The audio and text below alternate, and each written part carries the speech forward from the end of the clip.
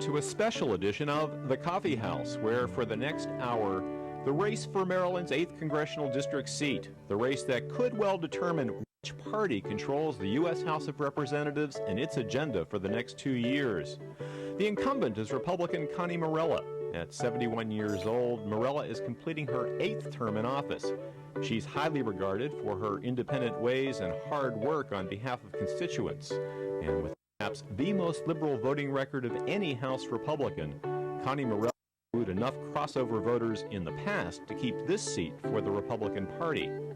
But 2 years ago, Morella only narrowly eked out a victory over a relative unknown. And since then, her congressional district has been redrawn to the benefit of the Democrats, who see Morella as now vulnerable.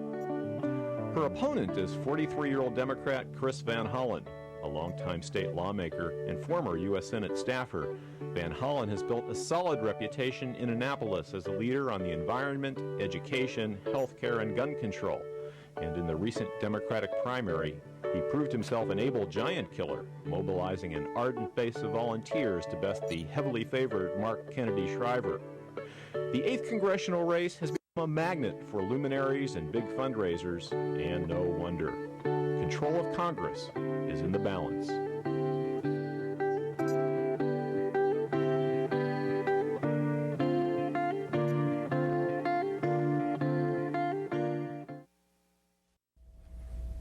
Welcome to the forum at the Coffee House. We're honored to have with us the Republican and Democratic candidates for the 8th congressional seat, Connie Morella and Chris Van Hollen. Welcome both of you to the Coffee House. Thank you. We've left some time at the end of the show for closing statements, and we'll forego opening statements in the interest of time and get right to the questions. And we'll begin with you, Chris, because you're the challenger, and as the challenger against a popular incumbent, it's up to you to make the case that it's time for a change. What's that case? Well, I've had the privilege of representing the people of this community for 12 years in the state legislature and had the opportunity to work with PTAs and teachers to improve our schools and reduce class sizes, to work with environmental leaders to clean up the Chesapeake Bay, to work with civil rights leaders to pass anti-discrimination legislation, and to work with health care advocates and others on other legislation. And it was very clear to me that this Bush administration and the Republican leadership in the House of Representatives was headed in a very, very different direction than the direction I'd been working on with so many people in our community. And if we make progress on the issues people in this community care about, we've got to change the leadership in the House of Representatives. And I also think that we can't have a $1.6 trillion tax cut for the wealthiest Americans if we want to invest in the priorities of education and health care. And so I think those are core issues for people in this community. I think they want to see change on those issues, and I'm asking them to work with me to help make that change. Connie, I guess you would disagree. Well, I bring to my community 16 years in the House of Representatives, as well as 8 years in the state legislature. I'm an educator. We have raised 9 children who have all gone to public school. I know what maltuition is like, having sent 9 of them through college, and so I understand what our constituents face. I have been independent. I have shown leadership. I have achievements, great constituent service. It's a great privilege to represent the district. I represent it well, and I reach across the aisle. I think it's so important. Nothing good is going to happen unless it's bipartisan, and I am the one who is the cross the bridge kind of hold hands and work together for the betterment of the people. I will continue to do that. Chris, we're taping this time of enveloping violence. That's what it feels like. A sniper on the loose, and also the prospect of a war in Iraq. In Annapolis, you never faced a vote like voting on sending the nation to war. But now that's what Congress is facing. President Bush has asked for the right to invade Iraq unilaterally, preemptively, if necessary. If you were in Congress right now, how would you vote? Well, let me first say we're at a very difficult moment in our community here, as you said, and I think our thoughts and prayers go out to the victims and their families. It's a time that we all need to remain vigilant and listen to what the police and law enforcement are suggesting that we do in this very difficult time. We're also facing a very difficult decision as a country. And before I was elected to the state legislature in 1990, I was a staff member on the Senate Foreign Relations Committee.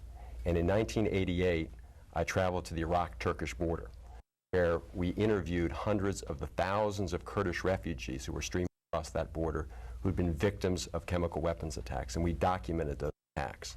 So I have no illusions about what we're up against with Saddam Hussein. He's shown his willingness to use weapons of mass destruction, and it's a very serious issue. But I think the president has taken it in the wrong direction, in the sense that at first he wanted to sort of push to war as the first solution. I think it's critical that we first exhaust diplomatic measures, that we work with our NATO allies, we work with the Security Council at the United Nations to enforce the UN resolutions that ended the Persian Gulf War. Saddam Hussein agreed to those, the international community imposed those, and I do think the international community will lose credibility if we don't take means to enforce those resolutions. But I think the first thing to do is to explore the diplomatic options, try and get the weapons inspectors back into Iraq unconditionally, as was agreed to. The president's position has been at first that he would end-run Congress. He said he didn't need new authorization to take military action, that the 1990 resolution was sufficient. I think he was wrong on that. He didn't want to go to the United Nations at first. He was wrong on that. So I think that, you know, I'm not in favor of giving the president a blank check on this issue. I think we need to proceed first through with our NATO allies and with the international community, try and enforce the UN resolutions through that manner. Connie? In that this is a very critical time, and made of the serial killings right in our own community, I do report that as a federal representative, I have contacted the Justice, and the Attorney General has promised that he would give the region all of the full resources that they need to apprehend. And Mark, by the time this program is viewed, we will have apprehended the perpetrators of it, because all of us are exceedingly saddened by it. It's anxiety and fear, and I must say Montgomery County has come together as the neighboring jurisdictions as well as the school system in trying to address concerns. It is true there will be the ongoing discussion about Iraq, and there is no doubt in my mind that Saddam Hussein does have biological and chemical. In fact, he has used them on his own people. Nuclear weapons, but that would be within the next few years, perhaps he would have that. I have a grave concern about our unilaterally, or with just one other country, with Great Britain, undertaking presumptive strike. I would like to see the United Nations Security Council and our allies say we also want to force the sanctions that were presented to Hussein after the war. I also have a concern about what afterwards. We've got to look at first Iraq, if in fact we do strike. We can't just hit and run. So we need to have a strategic plan. The President needs to explain that. Remember, we still have Afghanistan. We haven't quite finished our task there with regard to the infrastructure needs on access for Afghan women, and that is working, but we need to make a greater commitment for Afghanistan and look post-Iraq if we're going to undertake this, and with our allies. The Bush Doctrine has been described on foreign policy, a global effort to combat terror, peace, and possibly democracy around the world. And historian Walter Lefebvre described this as doctrine will call for a continual war required to lead the world to continued peace, which is a bit Orwellian to me. Do you think Professor Lefebvre is correct? Well, I hope he's not. But I think there may be some semblance of the possibility that we need a strategic plan. How long, how much, cost, and what are the benefits going to be for world harmony? The whole concept of presumption is one where preemption. The preemption is one of looking at maybe other countries too that might potentially be very dangerous. So I think that's something that has to have as part of it, a total understanding of what happened. So I think this is something we've got to be very conscious of and very thoughtful about. And frankly, I think that the President's proposal as with it will not be one that is partisan. I think it will be as a matter of conscience. Chris? I think the new Bush administration doctrine of preventive strike is a major departure in our foreign policy and our As a doctrine or as a practice? Well, as a doctrine, certainly, and in some cases certainly as a practice. We have as a right under international law the right to take preemptive action if we can show that there's an imminent threat against us. And if there was evidence that Iraq had either participated in the September 11th strikes on our country, or if there was evidence that they were about to launch a strike either directly or through terrorists, surrogates, the States would have the right, indeed I think the responsibility, to take military action right under international law. But what we're talking about here is taking military action in a preventative way when you have some threat that you think is out there and you want to take unilateral action under this administration's proposal. And that is a very, very big departure from the international law that the United States to over many, many years. And I think it's symptomatic, this administration's unilateralist approach to foreign policy generally. An administration that has asked the world, as it should, to join the fight against terrorism. But at the same time, when the rest of the world says, we want your help with global warming, this administration takes the treaty, tears it up, and throws it out the door. When they say, we want your help with funding international family planning, they say, not our money, not this year. And when we deal with the fight on AIDS, they make big promises but don't back it up with the resources. So it's very difficult, it seems to me, for us to enforce our own national interests. We ask much of the world in helping us in the war on terrorism, as we should, but we're not prepared to work with them on issues that affect security as well as our national security. In his New York Times column, Friedman wrote yesterday, I believe it was, are the Democrats who would declare that the best way to enhance security, make us better global citizens, reduce our dependence on Middle East oil, and leave a better planet for our kids, is a Manhattan Project to develop a renewable energy source, along with greater conservation. Mr. Bush has totally ignored the longing by young Americans drafted for such a grand project to strengthen America. And you have the Democrats. Are you the Democrat that Tom Friedman is looking for? Well, I do think we need to begin, both as Democrats and Republicans, as Americans, to address some of these major challenges. You know, we talk about the dependence on foreign oil, but there's been no program to do this under this administration. One of the things I think we've got to do right away is to change the standards, the standards that say that we're going to increase the average fuel economy for our fleets, which would save lots of energy very quickly. We need to close the SUV loophole so that the big gas guzzlers follow the same rules as other vehicles. Legislature, this is something I've done a lot of work on. I was very pleased to author the Clean Energy Incentives Act, which provides incentives for consumers in our state to purchase clean energy vehicles and clean energy appliances, and for producers of energy to use renewable energy sources. Because if we want to have a sustainable energy policy, if we want to reduce our dependence on foreign oil, we do need an energy plan that doesn't give sway to the oil interests, but also has a big element of conservation and energy efficiency. I work very hard on conservation, sustainable energy, renewable sources, and I voted, and I'm a sponsor of legislation dealing with CAFE standards.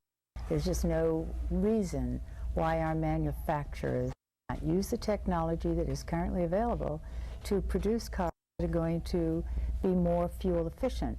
As a matter of fact, aside, I do drive a hybrid car, gas-electric car. I can feel rather virtuous because it's like 90% less pollution, and I get 40 to 50 miles a gallon. It's really green technology.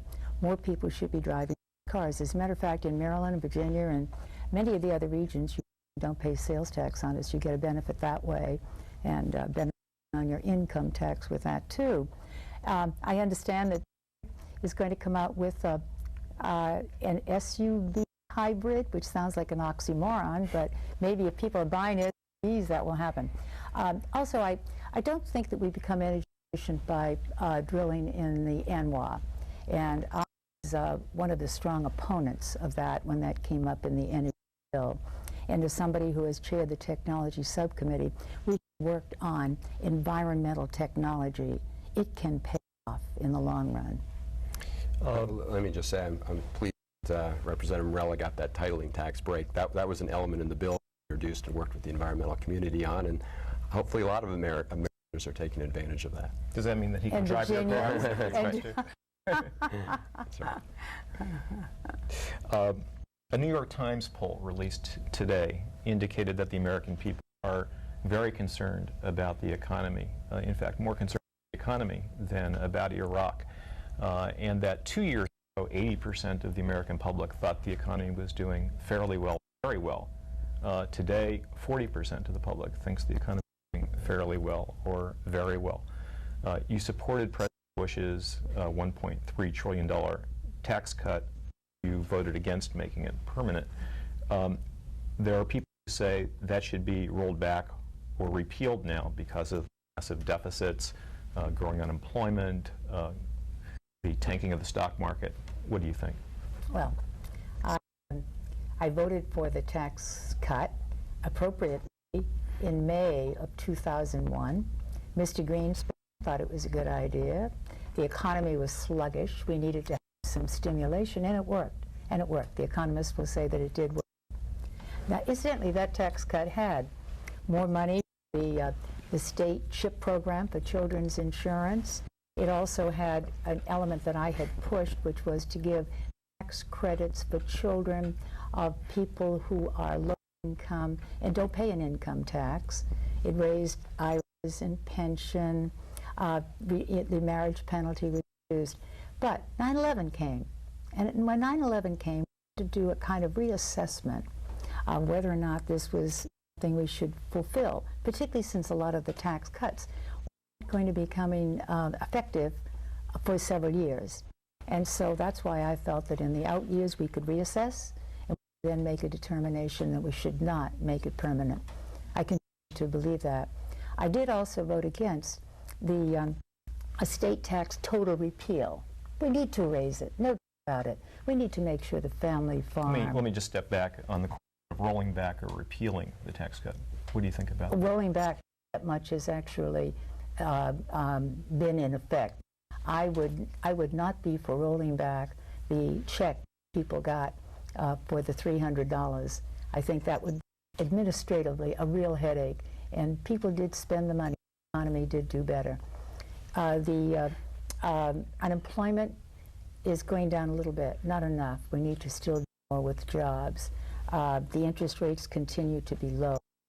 We have to build up consumer confidence in our economy, and I think the Sarbanes-Oxley bill does something in that direction too. We have to continue to try to create jobs, live within our means. Okay. Tax cut. Well, we've seen our budget picture go from a $6 trillion surplus over the next 10 years to hundreds of billions of deficit. And the $1.4 trillion Bush tax cut was probably the biggest domestic policy decision this country's made in the last 5 years. And I think it was a bad decision. And I think with respect to the out years, it should be rolled back.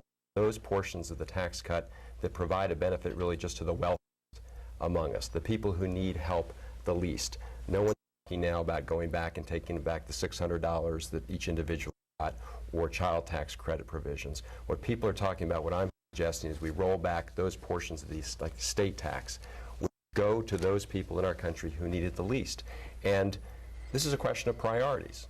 I mean, should we be giving a tax cut to those in our country who need it the least, or should we be investing our funds in education? The Republican budget resolution that passed this year did not provide the full funding authorized for the Leave No Child Behind education bill, which was just into law a short time ago. It provides cuts in energy conservation and efficiency programs. It provides cuts in health programs. So we have a real question here as a community, as a state, and as a country. What are our priorities? I do not think that we should continue with a $1.4 trillion tax cut for those who need it the least. I think we need to change that, and we need to begin work on that. But that would be a selective tax cut rollback, wouldn't it? So it would not be a full rollback. You're obviously not going to take $600 out of the pockets of people who've already had it. But I mean, the question is, you know, would you support repealing the out years on the estate tax, which disproportionately go to the wealthiest in our country, and do make it impossible to make the investments I think we need to make good on the Leave No Child Behind legislation, to make good on a real prescription drug coverage plan under Medicare, and all the other investments that I think people in this community want to make for our seniors and our children. It was interesting that, Chris, that you did vote for a tax cut in 1997 in the state legislature, and then you co-sponsored a tax cut in 98 and in 2000. Then I noticed you voted against the total budget this year, and you said because you didn't want that last part of the tax cut to become effective. So therefore, you did a reassessment. You believed in tax cuts, and you did a reassessment. What I did in 1997, there was a tax cut proposal by the governor, which would have disproportionately benefited the wealthiest Marylanders. 90% of the benefits would have gone to the top 10% of Marylanders.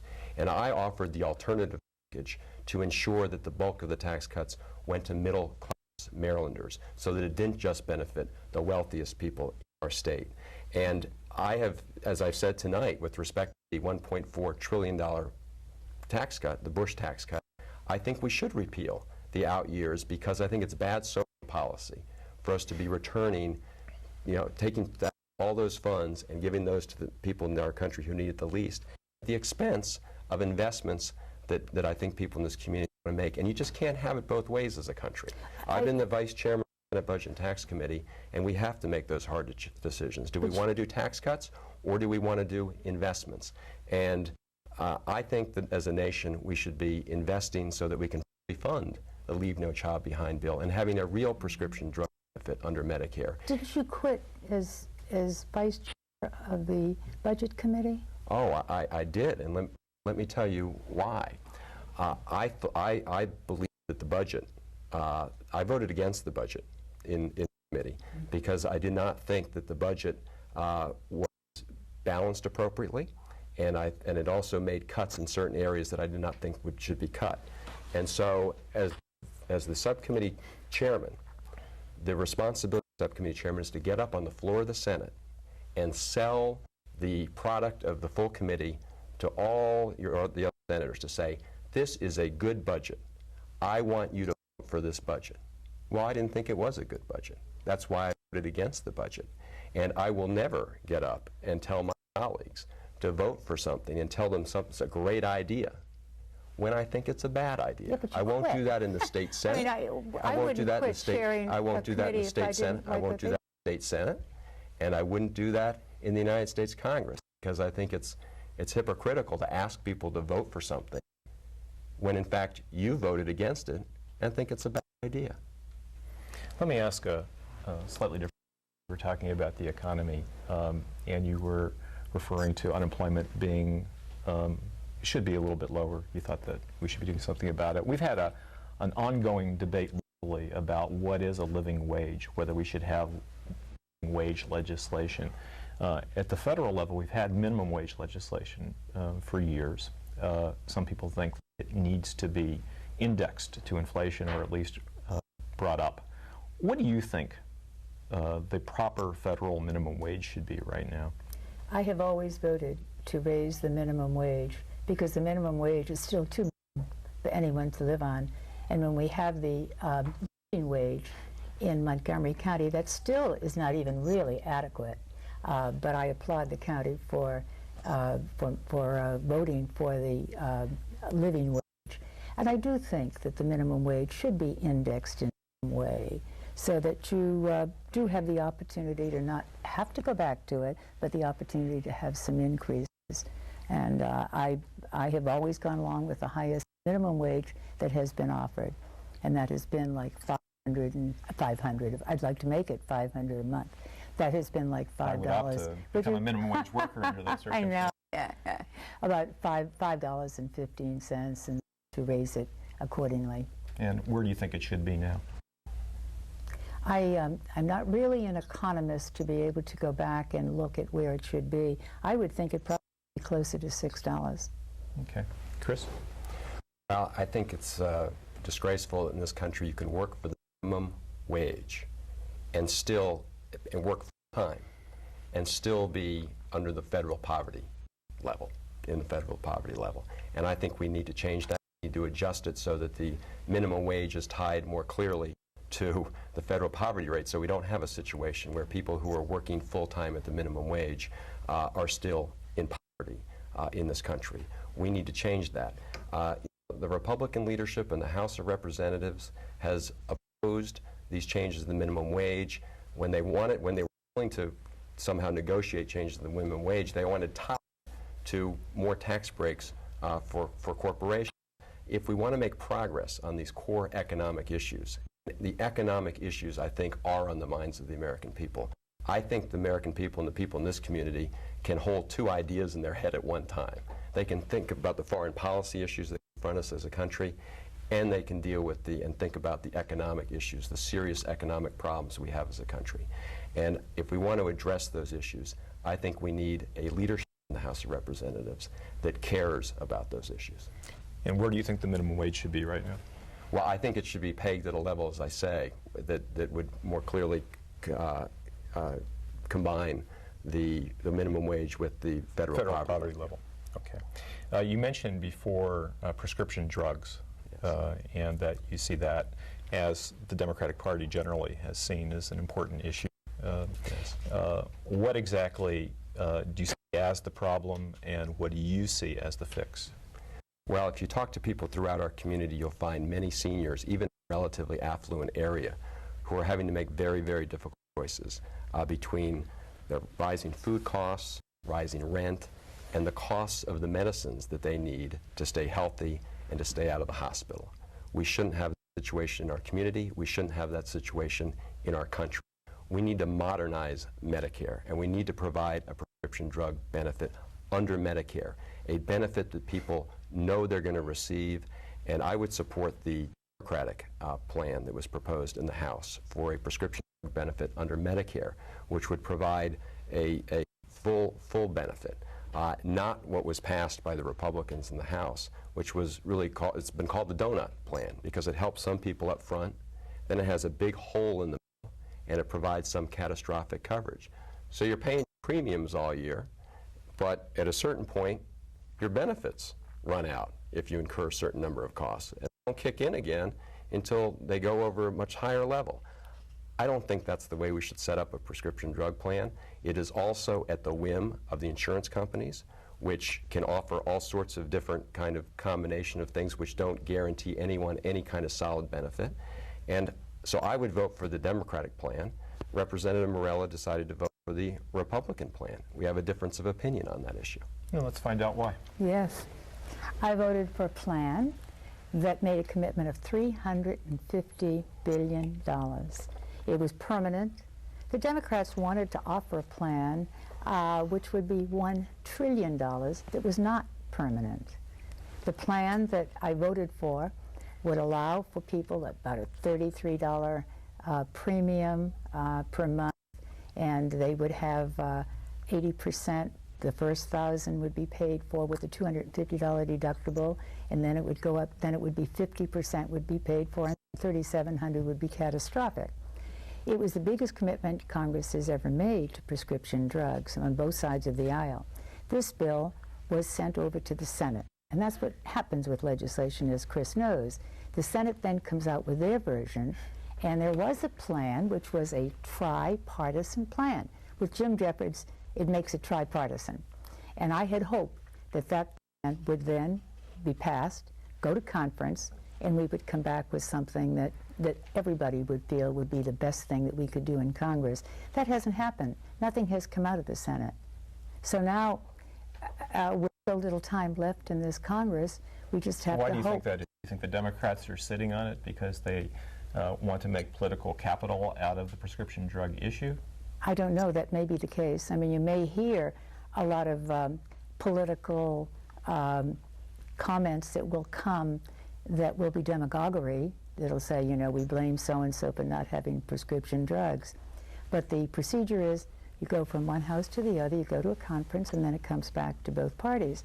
Now the concentration is on generic drugs, and I'm on legislation to try to get the generic drugs to the market faster, and also to allow for reimportation from Canada of drugs that have FDA approval, which again will help to reduce prices.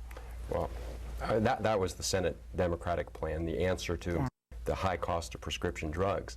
I mean, we want to talk about demagoguery. The fact of the matter is an organization called 60 Plus recently sent out a mailing commending Representative Morella for supporting the Republican plan.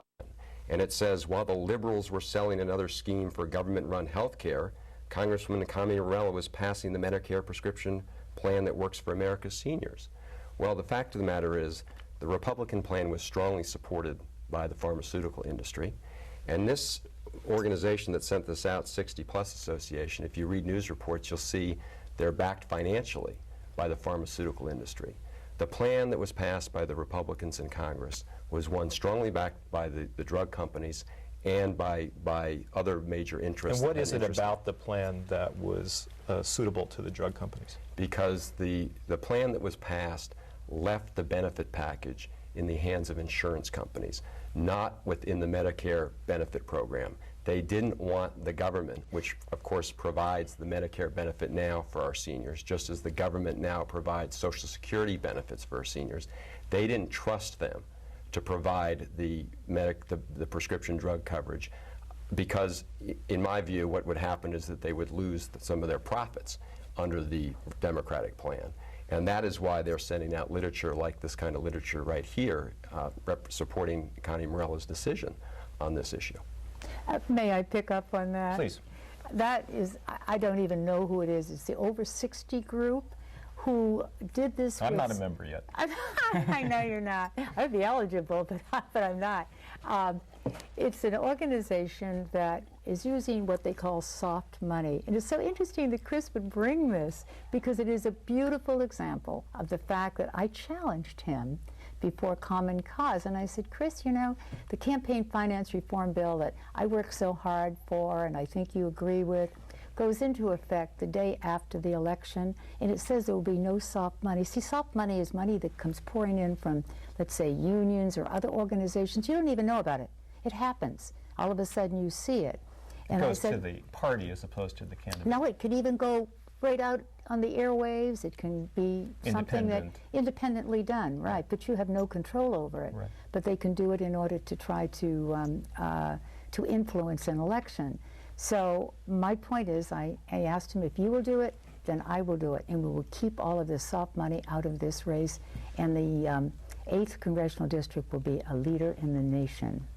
And evidently he's not doing it, and so that came. Well, I've worked for years on campaign finance reform and issues in Annapolis with Common Cause. The great irony here is that Representative Morella said she didn't want any soft money coming in to the 8th Congressional District, but in fact the first use of soft money was to support her candidacy in this campaign. One of the things we said in response to Representative Morella's challenge was that it's very difficult to control soft monies being spent. And if Representative Morella really didn't want this to be sent out on her behalf, she could have easily have unilaterally said, don't send that in, but she has not.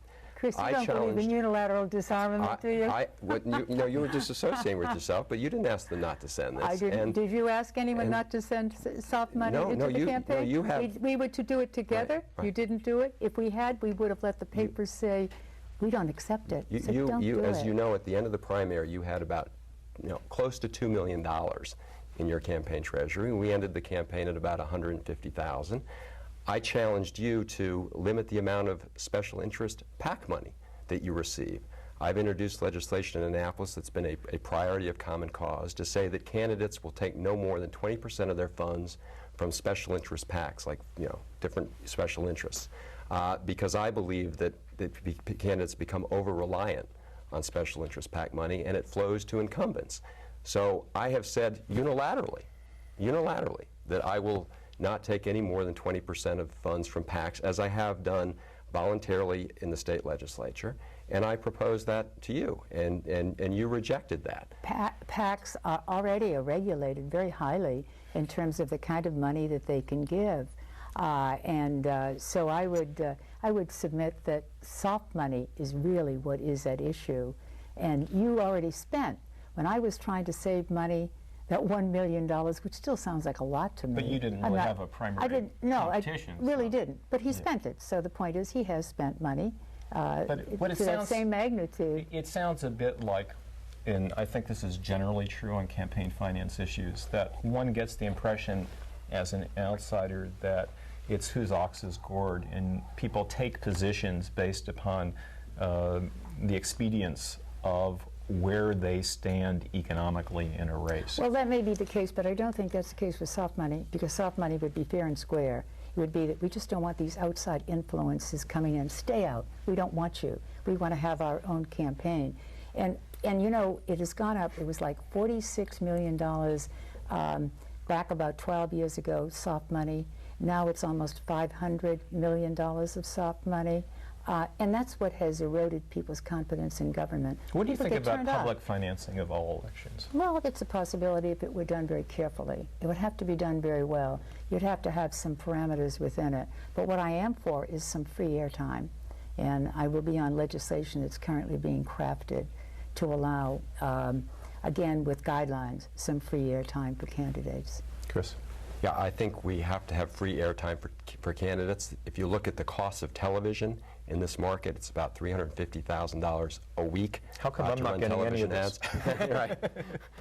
So I think that's one thing we do need to do. But I also think we do need public financing of campaigns under certain conditions. The candidates have to show that they're viable candidates. I was co-sponsor of legislation in Annapolis called the Clean Money Campaigns, which does provide public funds for some elections, and I think it would save the taxpayer a lot of money in the long run, because right now, if you look at where PAC money goes, a lot of the special interest money goes, it goes to incumbents, because those are the people who are currently in a decision-making position, and Representative Morella has received a lot more PAC money from those special interests than we have. So I think we should have a 20% limit. I think it's a good idea to put in the law, just as I sponsored a law to do that in the state legislature. Okay. They say that speech is free, but communication is expensive. Since 9/11, it seems that security issues have generally trumped civil liberties, that we've seen massive deportations based upon visa infractions, small visa infractions. We've had preventive detention without charges filed. Some people believe that, rightly or wrongly, that people like Attorney General Ashcroft are seizing upon public fear to implement policies that heretofore were simply a wish list for right-wing think tanks. And a similar feeling has been expressed regarding the creation of the Homeland Security Department, which would have 170,000 employees. And in this case, the concern is that perhaps the president's, in seeking flexibility in the management of the department, is attempting really to undermine unions and the merit system. What's your take on that? Well, you have a doubly faceted question. First of all, with regard to civil liberties, I'm one who's always cared very deeply about it, and we did pass the Patriot Act. The Patriot Act did give more opportunities and more mechanisms for our Department of Justice. I wrote to Attorney General Ashcroft about some of the provisions where I had some concerns about it. The TIPS some of the program, other, for instance? yes, some of the other provisions are going to be sunsetted too. the American people felt that we just needed to make sure that our Department of Justice had whatever they absolutely needed. But I think we must safeguard, we must watch over to make sure that we don't have the scales of justice not balanced. Homeland Security, much of that came to my government reform committee, and I was most active in the District of Columbia part as well as with civil service. And in that regard, I was the one who offered the amendment, which passed in the full committee, to grandfather in those people from those 22 agencies that get put into Homeland Security, altogether 170,000 people, as you mentioned, to make sure that those people who had union privileges and rights would be able to hold on to them. Unless their job changed, unless it became one of investigation, where it would be necessary to change their situation. That amendment, then when it came out on the floor, there was very strong opposition by the administration. They wanted total flexibility. It didn't quite pass. They offered something else on the House side. Over in the Senate side, that is the impasse to Homeland Security right now. And I must say, one of the people with whom I have worked is Senator Lincoln Chafee, and he has held firm on that, and I hope there will be a resolution where it will come together so we will not deny them the rights. The reason that I was concerned about it and offered the amendment is that in January, the President did take 500 people who were in Department of Justice and change their status. And so that gave a chilling effect to our federal workforce, and I am a big advocate of a good, strong federal workforce. Well, I think clearly in the aftermath of September 11th, it's important that we as a country take a step back and look at what measures we need to take to strengthen our domestic security. And as you suggested, it's a question of balance. And the fact of the matter is, Attorney General Ashcroft, I believe, would tip the balance way against civil liberties. They've taken the position that you can have indefinite detentions of many people in this country. Fortunately, the courts have said that's not true. You can't have these secret tribunals with the INS. You have to open up that process. They overturn them on that. The President says he has the authority himself to determine whether or not someone's been a combatant. These are American citizens we're talking about. And if the President declares you a combatant under his view of the world, you then don't have access to a lawyer, and you can be detained indefinitely. Now, the President has said this war on terrorism could go on for a long time, and it can. That means an American citizen declared a combatant by the President could be detained indefinitely without access to a lawyer. I think that is a bizarre reading of our Constitution. I think the purpose of the judicial branch and the courts is to step in and protect the constitutional rights of Americans, and I think and I hope that the courts will do that in this case. So clearly, Ashcroft's position has tipped against civil liberties. I think we need people who are going to stand up to Ashcroft on civil liberties issues, on the position he's taken trying to, once again, deny women the right to choose, on his efforts to reinterpret the Second Amendment in a way that would essentially undermine Maryland's gun control laws, which we've worked very hard to have common sense gun control laws in this state. So I think we need to have someone who's going to stand up on those issues. With regard to the creation of the Department of Homeland Security, I think that the President, when he had an opportunity to bring the country together on a common enterprise, decided to inject a whole political element into it, which was to use that opportunity to take away the rights that federal employees and all other departments of government enjoy, to take those rights away. These are the same people in the Homeland Security Department who are going to be on the front lines of the fight against terrorism. And to take away their rights, it seems to me, sends a very, very strange signal. Now, Representative Morella offered this amendment in the House of Representatives, but it didn't go anywhere. I believe that she may be the only Republican who supported that amendment. And it illustrates an important point, that if we want effective change, if we want to effectively defend the rights of federal employees and want to effectively make progress on a lot of issues, we need to change the leadership of the House of Representatives, because as long as that leadership is there, things like that amendment are not going to pass. And the only reason it hasn't passed in the Senate is because Senator Jeffords switched parties from a Republican to an independent. He threw the Senate into Democratic control, and the Democratic Senate has stood up to defend the rights of federal employees. Let's pick up that And that point. would not, that would not have happened had you not had Lincoln Chafee, who was there. And I would like to comment that as a Republican on that committee, that is why that amendment passed in the committee in the first place. Secondly, the National Treasury Employees Union wrote a letter saying, we applaud you. Had you not been a Republican, you would never have had a chance for that amendment, and we thank you very much. So that is the saga of trying to promote good federal employees in a workforce. You pride yourself. Proud of. You pride yourself on your independence, and as the Washington Times pointed out, your approval ratings from liberal groups are among the highest among Republicans in Congress. And you mentioned Jim Jeffords before, as did you, who might have been your closest counterpart on the Senate side, perhaps Lincoln Chafee. He decided last year that the Republican Party had moved in such a direction that he no longer felt comfortable as part of it. You've decided to remain a Republican, and you've attempted to advance a moderate or progressive agenda within that context. Concretely, what can you show for that? Concretely, I can say that my election will be very important to Democrats as well as Republicans, because the facts are right now that independent political pundits, prognosticators have said, including the Washington Post, that the House is going to remain Republican. Taking aside the 8th Congressional District, it's going to remain Republican, and in fact, they may even gain several seats.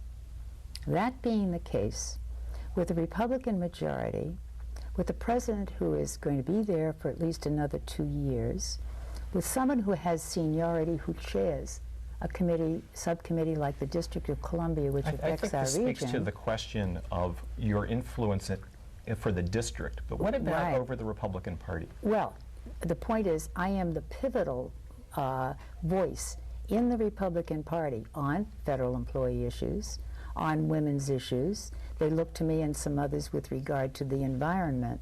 And we are the ones, the moderates, and I put myself in that category, who reach across the aisle to make anything happen. And that's what I think is critically important, working together to make good things happen. I serve that function. Besides, I think we need a two-party government. Anytime there's one party alone, you can see it's not healthy. Look what happened in Annapolis. Look at what happened with redistricting, when the people weren't even consulted, when the district was drawn, merely to accommodate, political ambitions. So I think you need to have a two-party system, and that's why I stay and I work for my constituents. And across the aisle, they reach over to me, and across the aisle, I reach over to them. What about that, Chris? Despite whatever lack of influence Connie might have within her own party, the fact that Congress is an often rancorous institution, isn't it a value both to the nation and the legislative process to have somebody on the other side of the legislative aisle that Democrats can talk to? I think it's very important to have people who can work on both sides of the aisle, and that's something I've done in the state legislature. I do want to say that there are only 6 seats now separating the Republicans from the Democrats, and every expert in the country will tell you that if the Democrats want to take control of the House of Representatives, we have to win this 8th congressional seat. And it's not so much a matter of the personalities who are running institution, it's a question of the issues. I mean, we've talked tonight about issues of federal employees. We've talked about women's rights, and I was very pleased to receive the endorsement for the National Organization for Women. We've talked about environmental protection. We've talked about a lot of issues that I think are important to people in this community. And if we want to make progress on those issues, you've got to change the people who are driving the train in the wrong direction. And I would just ask, we talk about having a moderating influence. I've seen no evidence of a moderating influence on Tom DeLay and the Republican leadership. Otherwise, we would see progress on issues like environmental protection instead of rollbacks. We'd see progress on gun safety and gun control rather than continuing not to close the gun show loophole. We'd see progress on these issues. Now, in the state legislature, I have taken on Democratic governors and on the stadium issue. We had a big fight in the state legislature over whether or not we should spend taxpayer money on football stadiums or on school construction. The president of the Maryland Senate, a Democrat, and 2 Democratic governors said we should use money to build stadiums. I fought that, and the result of that was a tripling of funds for school construction and renovation in Montgomery County and increases throughout the state. That's independence, but it's effective independence. It's independence that actually gets a good result for the community. And I'd like to say in my party, the Violence Against Women Act, which is the biggest commitment Congress has made to eradicating domestic violence and child abuse, was authored by a Republican. It got through a Republican Congress. Bill that I offered to make permanent 4 offices of women's health affecting our area was passed by a Republican Congress. The long-term care insurance bill, right now there's open season. It's going to help federal employees as well as military employees and retirees, was my bill, which was passed by a Republican Congress. You could go through the litany of the issues where you care about them and you work hard and you establish credibility and you work across the aisle, then it happens. It happens for the betterment of people. We're getting near the end of this conversation, but we talked on this point about the 6-vote margin or 7-vote margin, because in fact there is a Democratic congressman from Texas who says that he will vote for the most conservative candidate for the House Speaker. I think Virgil Goode from Virginia went from independent to also be a Republican. So that makes it maybe 7-8. The question I guess I have for you is, if it came down to your vote as decisive as to which party would control the House of Representatives, would you vote for Republican leadership or the Democratic leadership, which, by your voting record, you seem to feel closer to? What a power position that would put me into. I could do all kinds of things for Montgomery County. That's right. I don't prognosticate on things like that because, quite frankly, that is... Well, this isn't prognostication. That is really rare. As I say, if you look what if it happens? If you look at Rothenberg and Cook and the Washington Post and the electronic media with regard to... But what if it happened? I have no idea what you would do? You would, I don't, what you would vote? How you would vote? I don't make any speculations. I don't deal with speculations. What if we had a hurricane tomorrow? I can't say what I would do, but okay. But you know, if I want to get things done, what I would do. Okay. Can I say who I would vote for Speaker? I would vote for Gephardt for Speaker, because I believe that if we want to make progress on the issues we care about, if we want to fully fund Leave No Child Behind, if we want a real prescription drug benefit under Medicare, if we want to make progress on environmental protection rather than going backwards, if we want to close the gun show loophole, it's very important to have someone driving the train who shares those values and those beliefs on that issue. Yes, it's important to work on both sides of the aisle. I've done it in the state legislature to get results on school construction.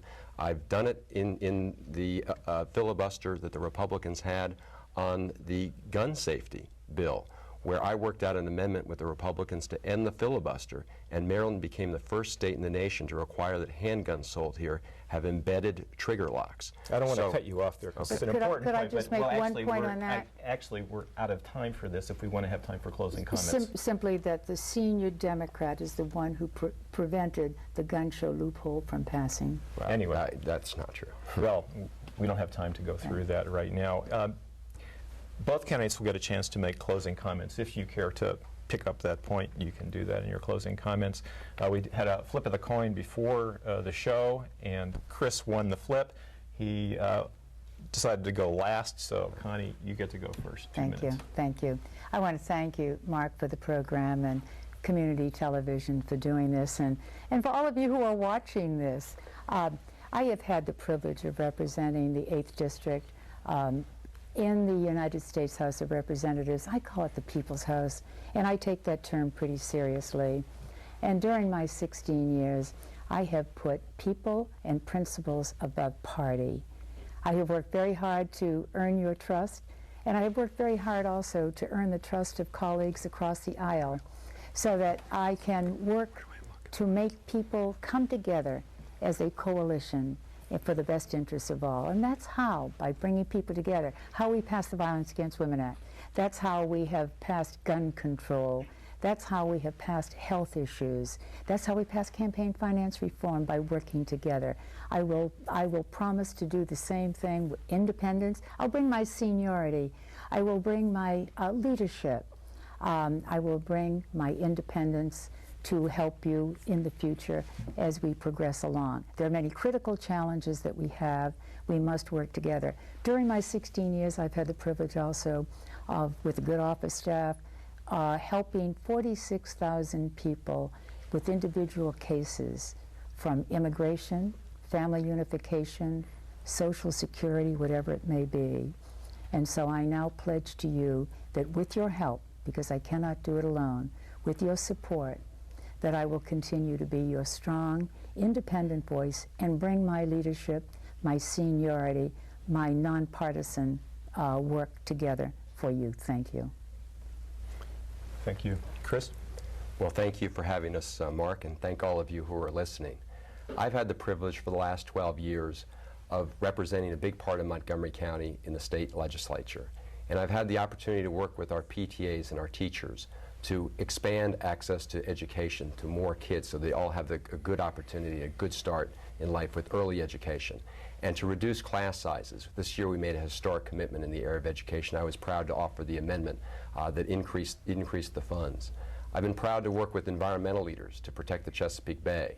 I've been proud to work with healthcare advocates to expand access to health care to more Marylanders, and with civil rights leaders to expand our civil rights in the state of Maryland. And it was very clear to me that the Bush administration and the Republican leadership in the Congress was headed in a very different direction from the direction that I've worked on with so many people in our community over so many years. And when I say we made progress in our community, I'm not just talking about casting the right vote. I'm talking about working with people to actually introduce legislation and get it through the process and signed into law. And if we want to make progress on all those issues at the national level, we need to change the leadership, because it's the leadership of institution that determines the course of the House of Representatives. So I would vote to change that leadership. I would also not have voted for a $1.4 trillion tax cut that disproportionately benefits the wealthiest people in our country. It's a question of priorities, and I think we should be investing in people. I would not have voted for the Republican prescription drug plan, the watered-down program that's really supported by the pharmaceutical industry. I would have supported the Democratic plan for a prescription drug benefit under Medicare. These are big issues, and there are differences between the candidates, and there are big differences between us as to where we want to take this country and the representatives and the House of Representatives. Thank you. Many thanks to both Connie Morella and Chris Van Hollen for participating in this important forum. The election is November 5th. I trust that if you took the time to watch this show and you found a candidate to your liking, you'll take the time to go to the polls and cast a vote. The stakes are huge, and what you do matters. A quick note of congratulations to Liz Lerman on her prestigious and well-deserved selection as a MacArthur Fellow. Liz hosts the In Step segment on this show, and we'll be back next month with a regular magazine edition of The Coffee House.